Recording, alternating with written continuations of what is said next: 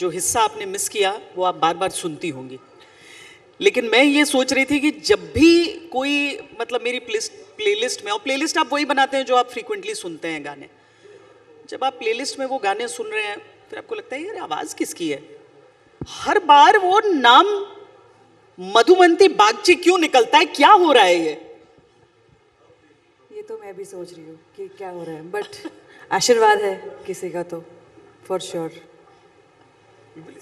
मधुबंती, इतना एप्रिसिएशन आपको मिल रहा है, हर कोई आपकी बात कर रहा है, आपके गाने सुन रहा है, आपकी चर्चा कर रहा है, सब इस समय ऐसे लग रहा है कि आपके पीछे पड़े हुए हैं।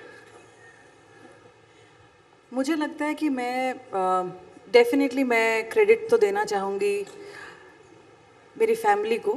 पहली बात यह है कि क्योंकि मैं एक बहुत ही मिडिल क्लास बंगाली फैमिली से बिलोंग करती हूँ, और बंगालियों में ये बात तो है कि बच्चों को पहले पढ़ाई करवाते हैं एंड बहुत ज़्यादा स्ट्रेस देके, और गाना वाना सिखाते हैं। मेरे मम्मी पापा ने मुझे पेंटिंग, रिसाइटेशन, फिर कराटे तक हम लोग गए थे। फिर कराटे जाने के बाद मैंने बोला कि अब बस हो जाए, वो हो गया, अब ये नहीं कर सकती मैं। तो सब कुछ करने के बाद मुझे लगता है कि उनको लगा कि नहीं, सिंगिंग में इसका कुछ तो हो सकता है। तो मैं बहुत बचपन से, जब मैं एकदम छोटी सी थी तब से ही मैं गाना सीख रही हूँ। कितने साल की? एक्चुअली मैं बोलने से पहले मैं गाना गाती थी, तो सुर में रोती थी क्या? सुर में रोती मैं नहीं थी, मैं गाना ही गाती थी ऑल टाइम।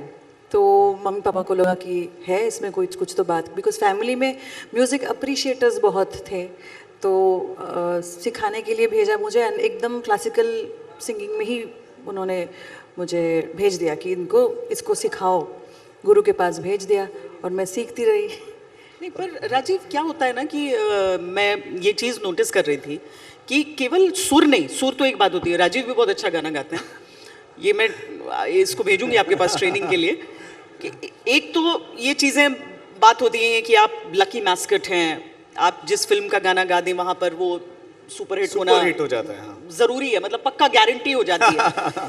लेकिन एक जो हाई एनर्जी, जो एनर्जी हम एज लिसनर्स महसूस करते हैं, वो एनर्जी आप महसूस कर रही हैं, इसीलिए मतलब जो गीत है आपका मुझे लगता है कि अभी एक तो जैसे मैंने कहा कि ब्लेसिंग है कि द काइंड ऑफ सॉन्ग्स जो मेरे पास आ रहे हैं, मैं भी सिलेक्ट करती हूँ कि ये गाना मुझे लग रहा है कि इसमें वो बात है जो जिसको मैं जस्टिफाई कर पाऊँ। क्योंकि कभी कभी ऐसा होता है कि आपने एक टाइप का गाना गाया, फिर सब लोग सोच लेते हैं कि आप सिर्फ इसी टाइप के गाने को जस्टिस कर सकते हो, सब सारे गाने वैसे हो जाते हैं। तो मुझे लगता है कि एज एन आर्टिस्ट वो ब्रेक करना चाहिए। You should understand that okay, ये हो गया है, अभी what's next, what can we do, what can I do as an artist to push my artistic barrier थोड़ा सा, कि और कुछ नया मैं गा पाऊँ या थोड़ा सा मेरे रेंज को एक्सटेंड करूँ। बट ये कभी पता नहीं लगता है गाना बनाने के टाइम पे या गाने के टाइम पे कि ये गाना हिट होगा या ऑडियंस को पसंद आएगी, ये हमें नहीं पता रहता है फॉर श्योर। अच्छा, उस पर कर सकते हैं। मैं मतलब बहुत मुश्किल होता है कि आप शास्त्रीय संगीत सुनिए, ठुमरी सुनिए, कमाल गाते हैं, वेस्टर्न म्यूजिक मतलब अलग अलग तरह से है, लेकिन उतना ही कमाल और की तारीफ राजीव ने बहुत की है, और मैं तो लास्ट में वो जो फरमाइशी होगा ना वहाँ पर मैं ज़रूर सुनूंगी। लेकिन हाँ, अभी तो हम फिल्मों की बात कर लेंगे। पहले तो आज की रात का जो सफ़र है वो कैसे शुरू हुआ, कैसे आप तक पहुँचा, और जब आप तक पहुँचा तो आपका क्या रिएक्शन था पहला? पहली बात तो सचिन जिगर जिन्होंने कंपोज किया है वो गाना, तो मैं उनके साथ 2018 से काम कर रही हूँ, और 2018 में ही मैं मुंबई आई कोलकाता से, और मैं स्क्रैचेस वैचेस गाती थी, एंड वो हमें मुझे बहुत सपोर्ट करते थे। स्क्रैचेस गाती थी मतलब दूसरे सिंगर्स के लिए? मतलब कोई गाना नेसेसरीली, हाँ, मतलब बेसिकली प्रेजेंटेशन के लिए, इट्स नॉट नेसेसरीली कोई दूसरा ही गाएगा या दूसरी कोई सिंगर गाएगी, इट्स मोर लाइक कि ये गाना as a song to present to the producer, और सो लाइक दैट। तो स्क्रैचेस बहुत गाती थी। तो ये आज की रात के टाइम पे यही हुआ था कि उन्होंने एक दिन late night, and we all work late nights, तो उन्होंने कॉल करके बोला कि तुम आ जाओ अभी स्टूडियो, एक गाना हम लोग बना रहे हैं। एंड उसी दिन मैं कहीं और गई हुई थी, मैंने कहा कि आज तो मन नहीं कर रहा है सर, आज नहीं कल।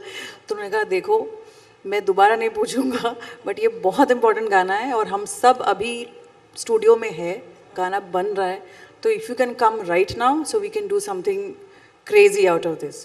तो पता नहीं मुझे क्या लगा, मैंने बोला ठीक है चलो जाती हूँ, क्या इतना सब लोग बुला रहे हैं। तो मैं गई और उन्होंने सुनाया मुझे गाना, एंड आई थिंक गाना सुनाया मतलब जस्ट ट्रैक का एक बेसिक था, एंड या तो सचिन सर या अमिताभ भट्टाचार्य द लिरिसिस्ट, तो उन दोनों में से कोई एक गा के मुझे सुनाया कि ऐसा हम लोग बना रहे, तुम एक ट्राई करके देखो। And the moment I heard the song and the basic concept, I was blown. मुझे बिल्कुल पता नहीं था कि कौन सी मूवी के लिए कौन है क्या है, और मैं कभी पूछती भी नहीं हूँ, यूजुअली मैं नहीं पूछती हूँ। तो मैंने गाया and I just knew that ये मेरे टाइप का गाना है, it can become something which is my style. And अगर आप वैसे देखोगे भी गाने से पहले, before the main song starts, there is this adlib portion, बंदे तो क्या। सो बिकॉज सचिन सर बहुत हम लोग काम करते हैं, तो उनको पता है कि मुझे ठुमरी और गज़ल इससे बहुत प्यार है, तो उन्होंने कहा था कि ये लिरिक्स 2 लाइन हम लोग डालेंगे इससे पहले, तो तू इसके ऊपर कुछ गा दे अपने हिसाब से। सो देन आई sang बंदे तो क्या इस हुस्न पे फरिश्ते भी फना है, बस दूर से देखिए इसे छूना मना है, छूना मना है।